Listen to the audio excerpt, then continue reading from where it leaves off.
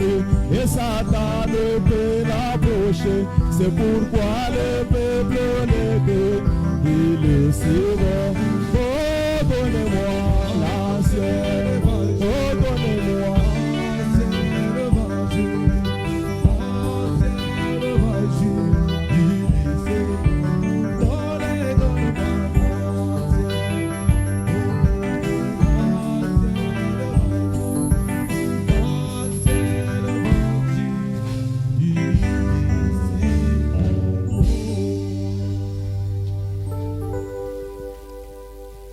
Je vous salue ce soir dans le nom précieux du Seigneur Jésus. Que le Seigneur Dieu vous bénisse richement.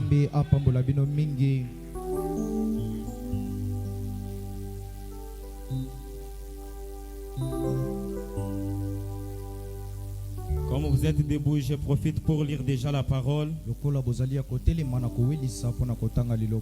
Ce soir, nous allons lire dans le livre d'Hébreux, chapitre 5.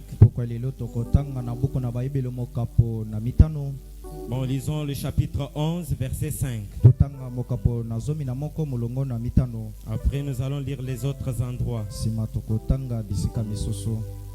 C'est par la foi qu'Enoch fut enlevé pour qu'il ne vit point la mort.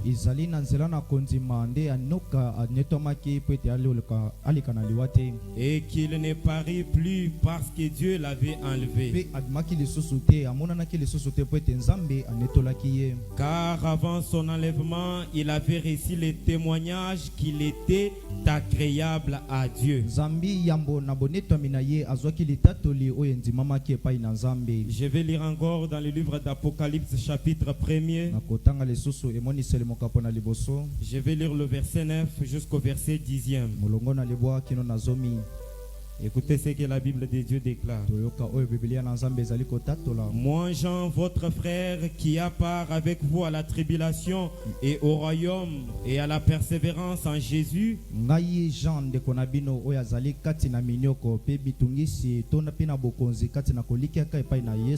j'étais dans l'île appelée Patmos à cause de la parole de Dieu et du témoignage. Nazalaki na esanga oyo babengi Patmos na tina litatoli to liloba na Yesu Kristo. Je fus ravi en esprit au jour du Seigneur et j'entendis derrière moi une voix forte comme le son d'une trompette qui disait. Na memamaki na molimo na mokolo na nkolo pe na yokaki mongongo makasi koganga lokola kelelo. Ce qui m'intéresse ici, c'est être ravi. Oye ezali kotalela ngai awa ezali ete na memamaki. Je vais lire encore dans le livre d'Apocalypse chapitre 4. Na kotanga lesusu emonisele mokapo na minei. Je vais lire le premier verset, vous allez vous asseoir. Na kotanga kaka molongo na liboso pe bokovanda. Après cela, je regardais et voici une porte était ouverte dans le ciel. Simana yango na tala. La première voix que j'avais entendue comme le son d'une trompette et qui me parlait dit: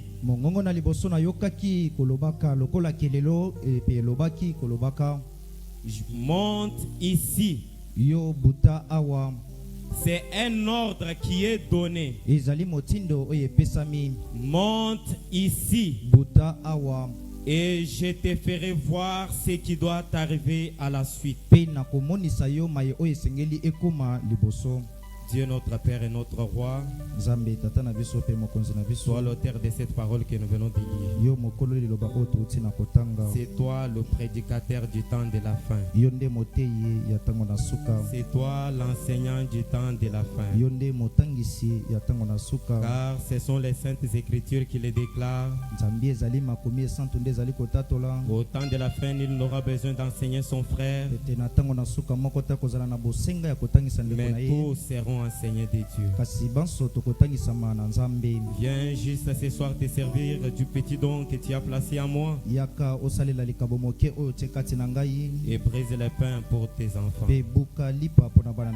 Viens m'écarter de la scène. Accorde l'onction et l'inspiration, que toute la salle soit enlevée. Au nom du Seigneur Jésus, j'ai ainsi prié. Amen. Amen. C'est ce soir vers 14h,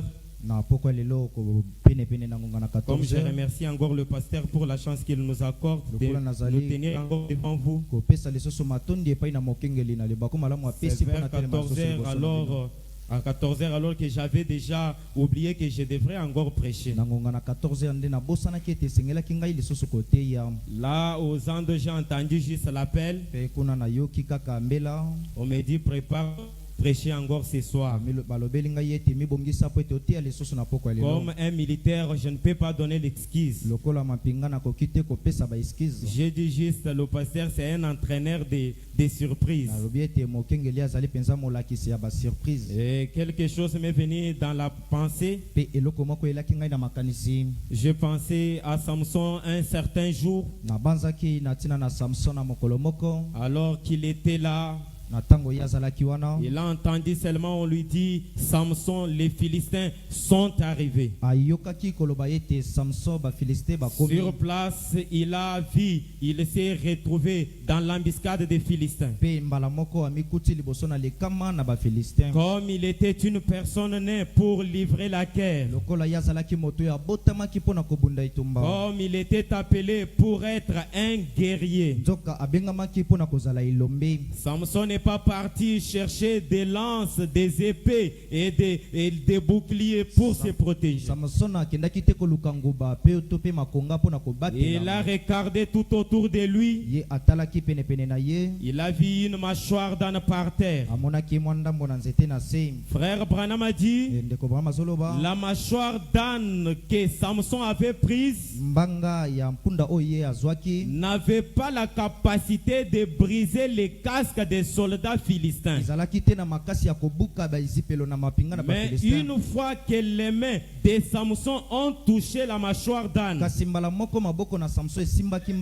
il s'est servi de cela et il a exterminé les Philistins. Et ce soir, moi aussi j'ai ramassé une mâchoire d'âne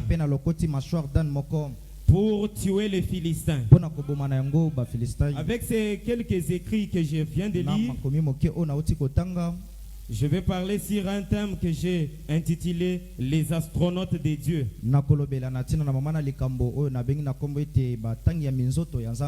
Et sur ce thème, j'ai un petit sujet sur lequel je vais me focaliser. C'est Jean monte ici. Jean monte ici. Frère Branham a dit, quand il y a quelque chose qui se passe sur la terre, cela a une certaine signification sur le plan spirituel.